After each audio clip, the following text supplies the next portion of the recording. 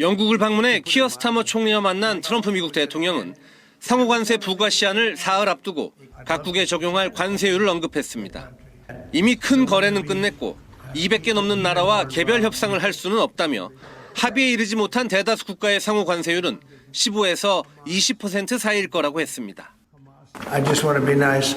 I would say in the range of 15 to 20%. Probably one of those two numbers. 이는 지난 4월 예고했던 보편관세 10%보다 높은 수준으로 상호관세를 15% 아래로는 낮추지 않겠다는 뜻으로 해석됩니다.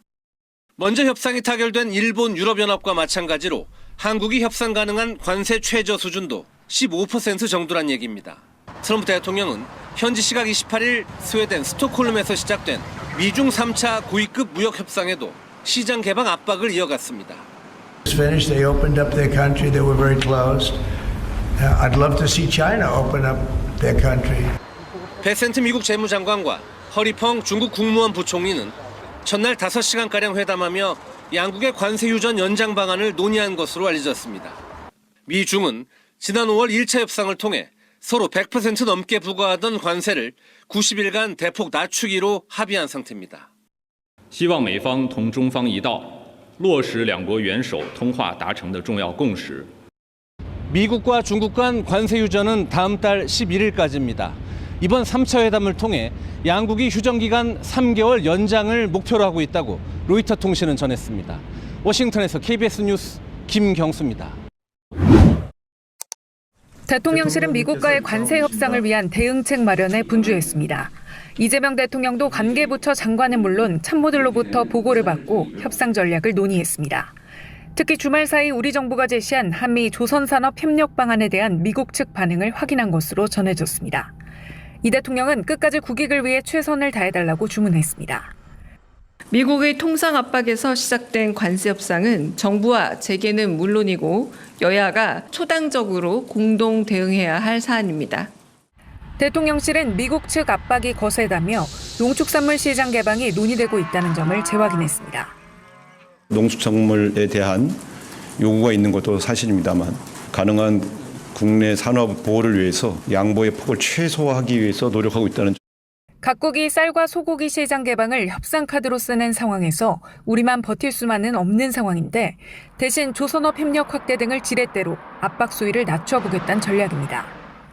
우리 조선업체들이 대규모 현지 투자는 물론 인력 양성과 기술 이전을 지원하고 정부의 금융 지원 방안도 포함된 것으로 알려졌습니다.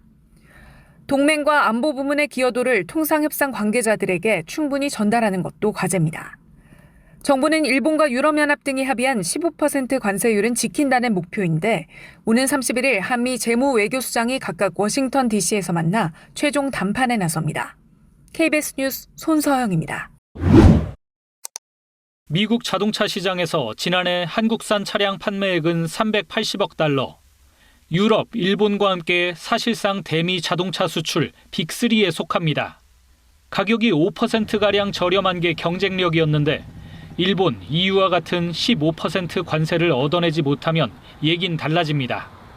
우리만 25% 관세를 그대로 낼 경우 현대차와 기아가 부담할 추가 비용은 12조 5천억 원. 일본, EU와 관세가 같아지면 비용은 40% 정도 떨어지는데 경쟁력 생각하면 이것도 부족합니다. FTA를 맺기 위해서도 양보를 했던 부분들도 좀 있잖아요. 그런 부분들까지 고려를 한다고 하면 한 12.5%까지는 돼야 우리가 이제 괜찮다라고. 완성차뿐 아니라 자동차 부품에도 관세가 붙습니다. 미국서 생산되는 우리 차량의 현지 부품 조달률은 50% 미만. 미국에서 잘 팔리는 일본 차량들보다 낮은 편입니다. 기업들은 고율 관세에 대응해 부품 현지화 방침을 밝혔습니다. 전략적인 부품 현지화를 추진하고자 합니다. 또한 시나리오별로 완성차 현지 생산 확대를 면밀히 검토하여 탄력적으로 시장에 대응할 수 있도록 준비할 계획입니다. 국내 부품업계로선 대미 수출이 축소되는 데다 장기적으로는 국내 납품까지 어려워지는 도미노 피해가 우려됩니다. 공장 짓는데도 건축비가 한 3배 정도 들고요. 생산 라인, 품질도 맞춰야 될 거 아닙니까? 최소 2년은 걸린다고 봐야 되거든요. 미국은 우리의 대미 수출 2위 품목, 반도체에 대한 관세도 2주 뒤 발표한다고 예고했습니다. KBS 뉴스 이재입니다. 미국과 유럽연합 EU가 합의한 EU산 자동차 관세율은 15%입니다. 당초 미국은 기존 2.5%인 자동차 관세율을 지난 4월 27.5%까지 높였다가 최종 15%로 내렸습니다. 그 대가로 EU는 미국산 자동차 관세를 현행 10%에서 2.5%로 낮추기로 했다고 EU 집행위원회 고위 당국자가 밝혔습니다. 이 당국자는 또 아예 0%로 내릴 준비도 돼 있다고도 했습니다. 미국의 유럽 자동차 시장을 사실상 전면 개방할 수 있다는 뜻을 내비친 겁니다. 미국산 자동차가 낮은 관세로 들어오더라도 세계적 자동차 제조사가 많은 유럽으로선 큰 타격이 없을 거란 셈법으로 해석됩니다. 하지만 이미 미국의 유리한 불균형 합의라는 평가가 나오는 만큼 더 퍼준다는 비판을 피하긴 어려워 보입니다. EU 회원국 간 반응은 엇갈립니다.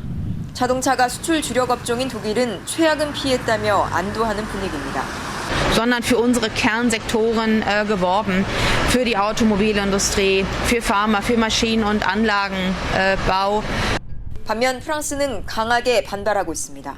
항공산업은 무관세 합의를 이끌어냈지만 또 다른 주력 수출 업종인 화장품과 명품 부문은 관세 부과를 피하지 못했습니다. 와인과 증류주 또한 관세 면제 대상에 포함되지 않아 불확실성이 남아 있습니다. C'est un accord qui est déséquilibré et qui doit nous inciter à continuer à travailler au rééquilibrage commercial entre l'Europe et les États-Unis. 다른 회원국들은 최악의 무역 전쟁은 피하게 됐다며 다소 안도하는 입장을 내놨지만 EU 집행부의 사사건건 비판을 제기해온 헝가리 총리는 영국이 맺은 협정보다 더 나쁘다며 강하게 비판했습니다. 파리에서 KBS 뉴스 안다영입니다.